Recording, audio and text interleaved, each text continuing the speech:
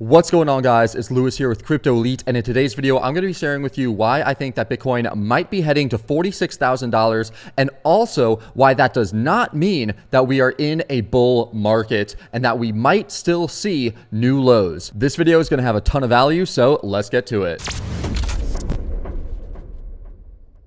So the first thing I want to do is go over my overall thoughts on the market. Over the past week, we saw Bitcoin experience the biggest rally that it has had in over a year. It blew past the previous resistance and completely retraced the entire move down that happened after FTX collapsed only 2 months ago. And personally, I would have thought that it would have taken much longer than just 63 days for the price to actually come back from that deviation. But that's what it did. So now we're looking at the price and we're just seeing this price slice through the horizontal plus the diagonal resistances at 18,500. And then again, it just sliced through the diagonal resistance plus the 200-day moving average resistance at 19,500. So it has been on an absolute tear. Now we're near the 200-day exponential moving average plus the 61.8 Fibonacci retracement plus the horizontal resistance. So after such a crazy move up, yeah, you would assume that a retracement is coming.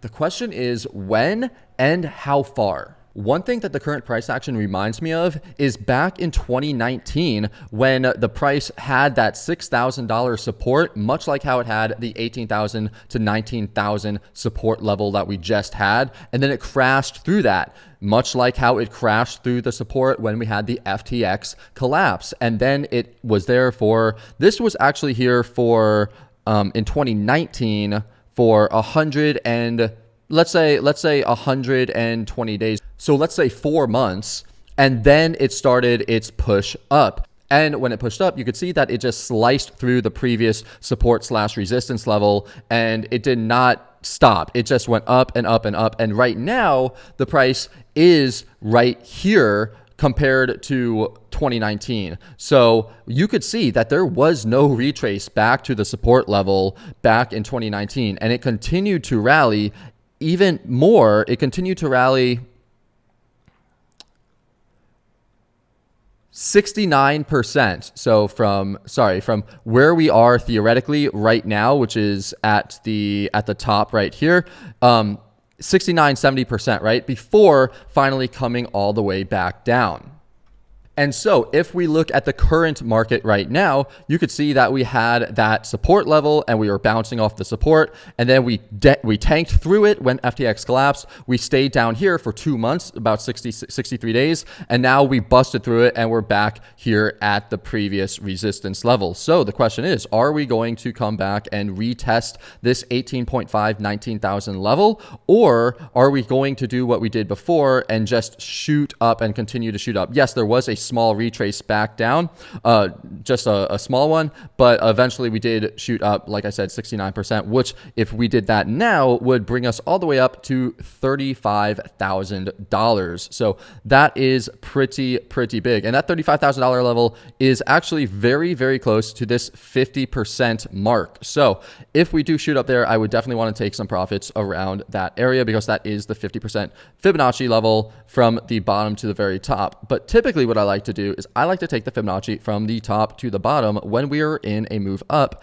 and I like to see, oh my God, look at that. I did not even plan this, but this is the 38.2. So this is going to be a very big number, $35,000. This is where I think the price will halt and have a pretty big retracement. I think most people are going to consider $28,000 as the retracement level right around here. And I do think that we will get a small pullback at this level if we do end up going up there. But I do think that the real pullback will happen right here. However, that's not to say that we won't go up all the way to the 61.8 golden ratio, which is right at $48,500. Of course, I would definitely want to be getting out at maybe 40, 45, 46, 47, somewhere underneath of here, but we could definitely come all the way back up here. Also, if you look at the MACD, you could see that, let me just pull this up a little bit right here.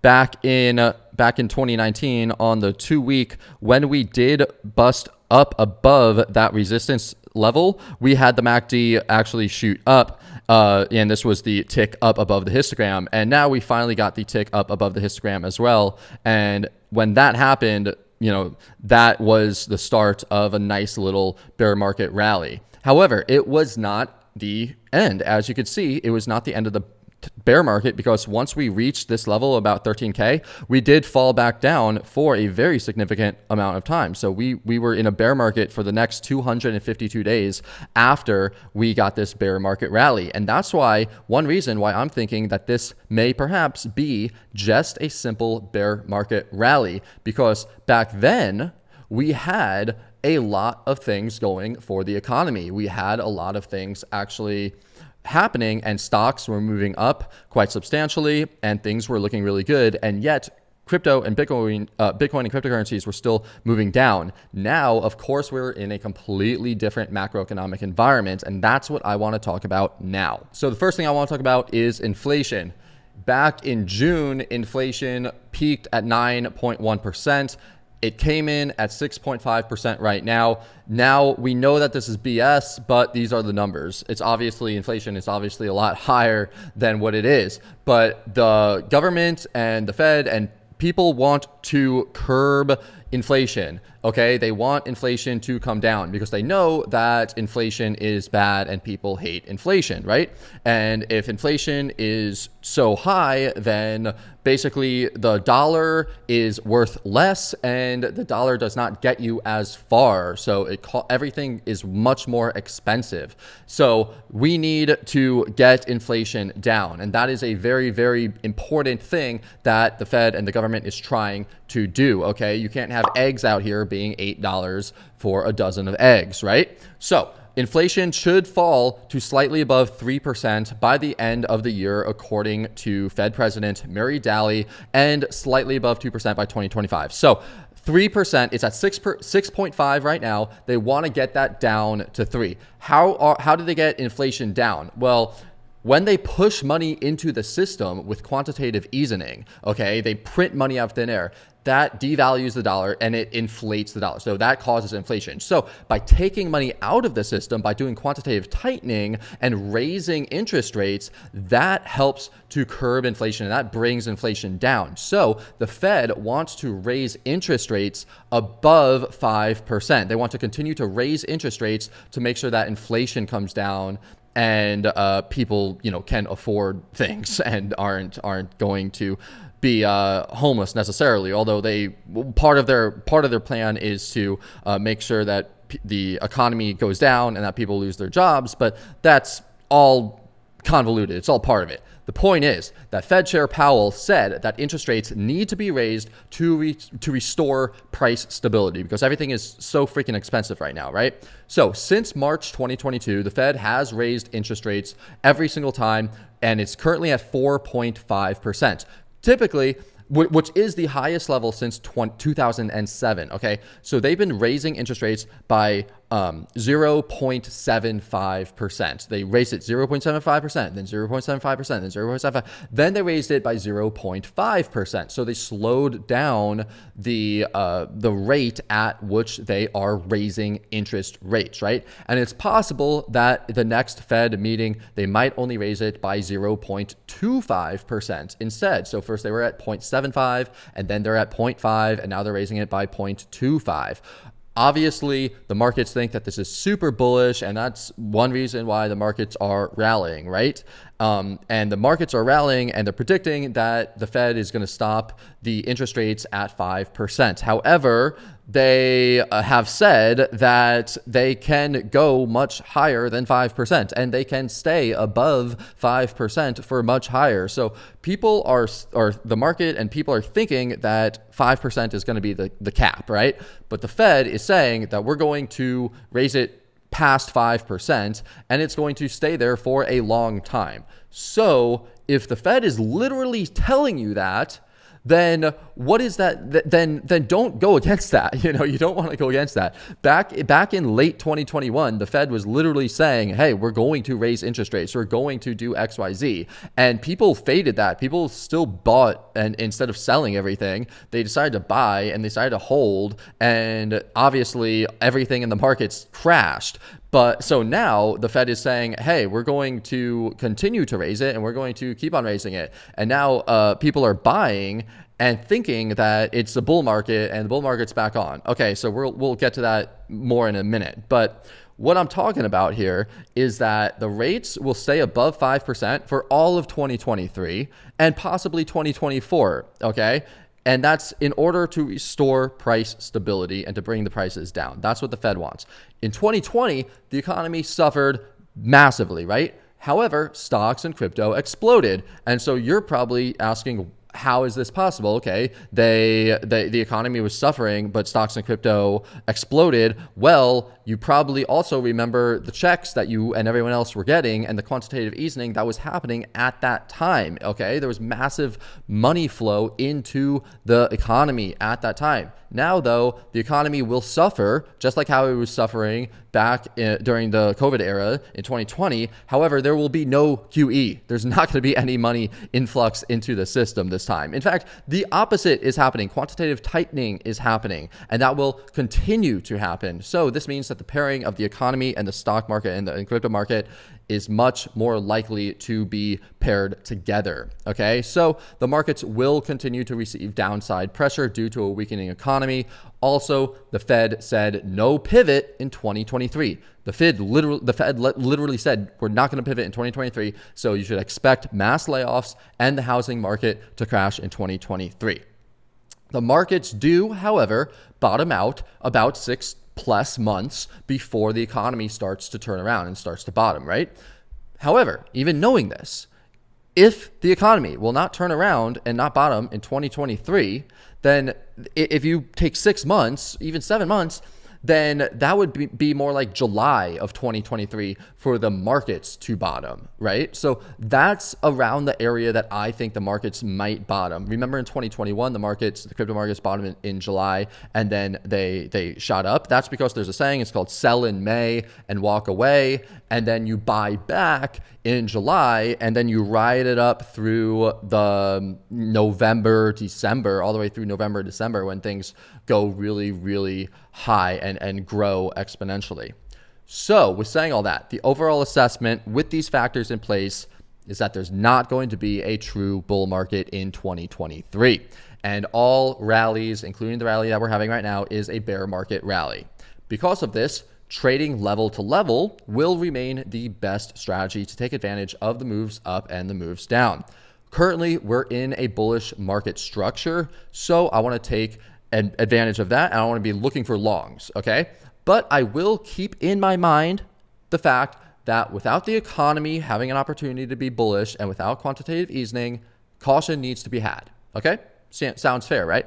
So when will I change my mind? When will I change my stance from caution to basically buy as much as humanly possible? Well, like I said, I'm macro bearish until these things happen. Number one, the S&P 500 reaches the 61.8 golden Fibonacci at 3,200. I think that the Fibonacci is pretty much the one of the greatest tools because it's part of the universe and then it's applied to the charts. So if the S&P 500 reaches the golden ratio at 3,200, that's pretty much I'm going in. I don't care. Also, if Bitcoin reaches the 88% retrace at 11,700, let's just call it 12K.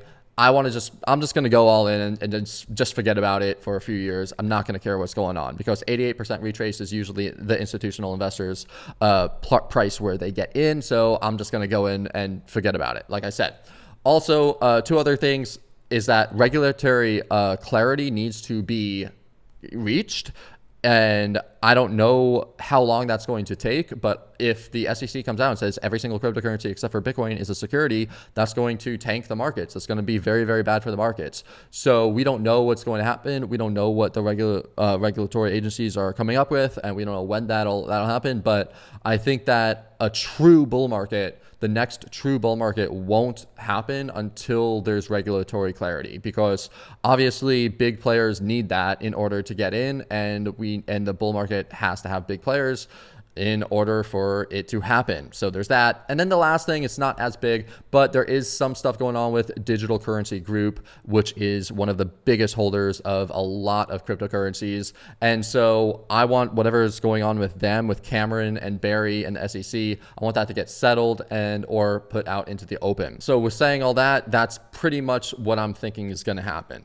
Now, in a year or so, or maybe before the year ends, for the Fed pivot narrative play, I think that the high IQ play for that would be to buy before there's any news about the Fed possibly pivoting, and you might experience some drawdown, and then eventually they will say that they will pivot, probably in 2024, and that's when most people will start to buy. And then, when they do actually do pivot, that's when you could sell everything, because it's going to be like a buy the rumor, sell the news type of event. But considering that they're not going to be pivoting for quote unquote a very long time, or a long time, which is what they're all saying, this isn't going to happen for a long time. So what's my game plan?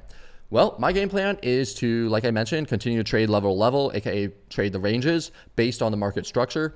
And right now it's very bullish, so I have a long bias. So I'm going to be looking for longs. And as long as Bitcoin remains in an uptrend, I'm going to be looking more at the Bitcoin pairs and compared to looking at the USD pairs, because I'm going to try to get the greatest gains. So if Bitcoin is going up and altcoins are also going up, but Bitcoin is going up more than the altcoins are, then there's no point in trading the altcoins. I might as well just be in Bitcoin. However, if the altcoins are going up more than Bitcoin is, then I would be much better off trading the altcoins and going into them instead of being in Bitcoin. So that's what I'm going to do.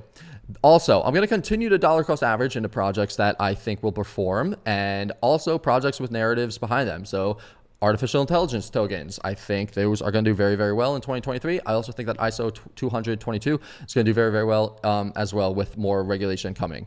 So those are my things. And like I mentioned, if Bitcoin goes up to 45,000, which is the 61.8 golden ratio of the entire move down, then I'm just going to sell everything and walk away for a little bit. Or maybe I'll just I'll change my bias to be bearish. And so I mentioned narrative plays. Okay, so other than trading the ETH narrative, which was the ETH merge, and a few other narrative plays, trading the trend for large moves has not really been too consistent in 2022, as the volatility pretty much dried up and the price chopped. For 2023, I think that the best narrative will be AI. And I think that many of the AI tokens, even though they already did spike 100% plus, to me, that's not a reason to not allocate money towards them, because I believe that they have 300% plus potential. So I am dollar cost averaging into about 10 different artificial intelligence tokens. And here's a list of some that I picked out right here. Okay, so some investment strategies that I'm implementing is that, as you might know, I have multiple accounts. So I have multiple accounts for multiple different strategies, right? One of my strategies is to dollar cost average into different cryptos with that I believe will do well. And then I will sell on pops up. And that's very important. It's a key thing, is that I sell on the pops up, because like I said, I don't think that this is a true bull market. If I thought that this was a true bull market, I would hold on to them. However, I don't. So that's why I sell on the pops up. And this is based on the rally, based on the theory that I believe that the market will have some rally sometime in 2023, which I believe is right now, and I'll be able to exit my position. So I've been doing this since November of 2022. I've just been dollar cost averaging into a bunch of different coins, right? And like I said, because I don't think that this is a true bull run, I do make sure to sell. So usually, I'll start off, if I'm 20% in the green, I'll start selling and I'll take profits. Also, I'll sell if there's resistance at certain levels. I'll make sure to chart those out as well and sell on those. So some other coins, or some coins that I'm implementing this strategy with other than the AI tokens, is Dogecoin. And this is pretty obvious. I mean, Dogecoin has been the greatest performing cryptocurrency since it came out, since it was released. It's gone up over 7,940x since its lowest price. And it's still outperformed Bitcoin by over 10x since the beginning of 2020. So if you put money into Bitcoin in 2020, you'd be up a little bit. If you would have put your money into Dogecoin in 2020, you'd be up significantly, over 10 times greater than compared to Bitcoin. So it is my opinion that the chances of Dogecoin having a substantial spike up in 2023 is to over 10 cents, and now Yeah, over 10 cents. Right now it's at 8 cents, but when I made this, it was probably it was at 6 cents, I think. But I say having a substantial move up is very, very high. You know, because Elon is going to be adding a payment option to Twitter, and it seems pretty clear to me that he's going to make Dogecoin available as an option along with Bitcoin. And of course, if Elon does step down from Twitter, then Doge will tank, and that's just the risk that I'm taking. So I do buy small amounts of Dogecoin every day, and I have sell orders for around 10 cents. The second coin that I'm going into is Quant, which is ISO 222 compliant. It's an amazing team with a lot of influence. And as the regulation narrative continues, the best coins I see capitalizing from this are the compliant ones. So Quant is my number one on that list. And you could read more about ISO 222 tokens online. So some other ones that I like, or just some other coins in general, are Algo, HBAR, there's Constellation or DAG, there's XDC, there's XRP, there's Stellar, and there's IOTA. I'm not really a fan of Stellar, IOTA, or XRP, but the other ones I think have some nice potential in them. Also, of course, I'm dollar cost averaging it into Ethereum, second largest cryptocurrency already within the financial system. It's not going to go anywhere. And then also Matic and Polygon, because Matic I think is very important to the Ethereum ecosystem. And basically, I feel like it's like ETH except with higher beta. So if it goes up, it'll, you know, if ETH goes up, Matic's probably going to go up substantially as well. And it has just an insane amount of partners. You can see right here that it has Instagram as a partner with Matic, Polygon as JP Morgan with a partner of Polygon, and also Reddit as a partner with Polygon. So there's a lot of partners with Matic. And then finally, I don't know how many times I have to say this, but artificial intelligence will be a huge talking point in 2023. And I believe that there's going to be a lot of opportunities within crypto to capitalize on the huge amount of AI, especially when something new comes out, similar to how, you know, AI tokens came out and moved up significantly when ChatGPT came out. I think there's going to be a lot of talk around ChatGPT throughout 2023 and other AI things. So I don't necessarily like all of these, but I play the game, you know. So there's Singularity Net, which is Ajax. There's Fetch.ai, which is FET. There's RLC. There's Ocean Protocol. Even VeChain has some AI components to it. So there's a bunch of stuff, and I have my list that I showed you before right here. And so that is my overall thesis for what's going on right now, and my game plan and my strategies, a couple other things thrown in there for you. So hope you enjoyed this video. If this was helpful, give it a thumbs up, and subscribe, like, turn on bell notifications, do all of that good stuff. It really helps me out. And I will see you in the next one. So keep on stacking those sats, keep on making those gains. Peace.